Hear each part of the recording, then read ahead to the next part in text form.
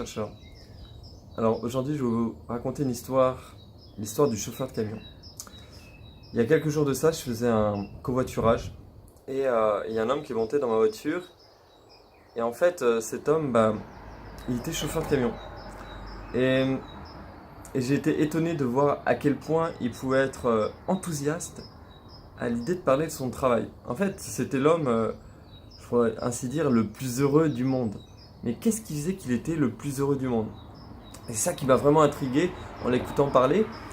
Et en fait, c'est que cet homme, il était juste relié à sa nature profonde. Il était juste relié à un élan de vie en lui qui était, juste il était en respect, en accord, en alignement avec lui-même. Et, et du coup, voilà, j'ai envie de te décrire un peu, qu'est-ce qui fait que, pour moi, à mes yeux, il était donc, il incarnait cela. Alors, cet homme, donc, avant tout, ce qu'il faisait, c'était, voilà, il adorait voyager. Donc, il avait un aspect aventurier, d'accord? Il avait vraiment cette nature aventurière qui était très forte. Mais il adorait aussi être au service des autres. Et, euh, et l'autre chose qui était forte chez lui, c'était le fait qu'il aimait beaucoup rentrer en relation.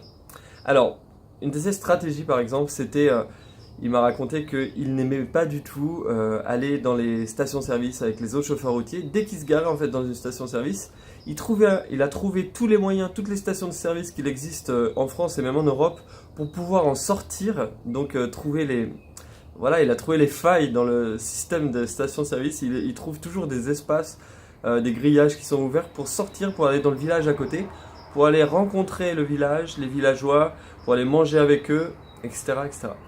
Donc ça, c'était déjà le premier aspect. Et puis aussi l'autre aspect, c'était que à chaque fois qu'il va dans un nouvel endroit, eh bien, il va visiter cet endroit. Donc dès qu'il découvre une nouvelle ville ou quoi, parce qu'il y a toujours des temps de repos, quand tu es chauffeur routier, tu dois t'arrêter parfois 12 heures, parfois 24 heures, voilà, c'est relatif ça, mais enfin, à chaque fois, il va visiter un nouvel endroit.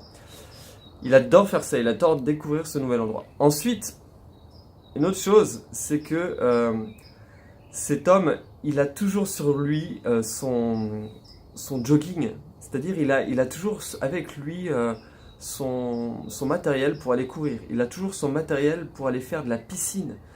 Et, euh, et donc, dès qu'il a une pause aussi, il prend soin de lui. Il prend soin de sa santé, il fait son sport, tout ça. Et voilà. Alors, si on résume ça en termes sur l'archétype, sur les archétypes des natures avec lesquelles je bosse pour accompagner les gens, pour découvrir, mais c'est quoi leur vrai mouvement de vie? Et bien là, en effet, oui, il a vraiment cette nature aventurière en premier qui est la plus forte. Après, il aime vraiment se mettre au service des autres parce que son truc, c'est rendre service en transportant les colis, les affaires et ça. Euh, et, et donc ça, c'est vraiment, vous voyez, la nature de quelqu'un, c'est vraiment ce qui est primordial. Parce que ça nous montre l'élan, en fait, ça nous montre le comportement. Comment est-ce que je me comporte vis-à-vis du monde, vis-à-vis de la vie? Comment est-ce que c'est quoi l'élan de vie que j'ai, comment j'ai envie de, voilà, d'interagir avec les autres? Et lui, sa manière, donc, c'est vraiment l'aventure.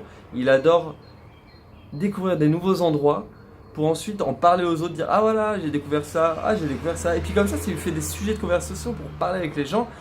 Et, et voilà, et il est heureux comme ça. Et après, il a ce côté interpersonnel, il adore rencontrer les autres. Donc ça, c'est sa manière de rentrer en interaction, de canaliser sa nature aventurière. C'est-à-dire, il a vraiment cette nature, et ensuite sa nature, son intelligence interpersonnelle, elle va aller canaliser sa nature. Donc voilà. Alors, il a aussi ce côté, vous l'avez bien compris, corporel. Il aime être dans le corps, dans un effort physique. Et voilà, ça c'était vraiment les quatre grandes qualités que j'ai pu voir chez lui. Et c'était assez rapide. Voilà, on a parlé une demi-heure et j'ai tout de suite saisi ça. Mais parce qu'il était vraiment en alignement. À l'inverse, quelqu'un qui n'est pas en alignement va se plaindre tout le temps. Donc ça, c'est vraiment la question que je vous pose, c'est est-ce que vous êtes en train de vous plaindre par rapport à votre travail? Auquel cas, il y a vraiment une question à se poser en termes d'alignement.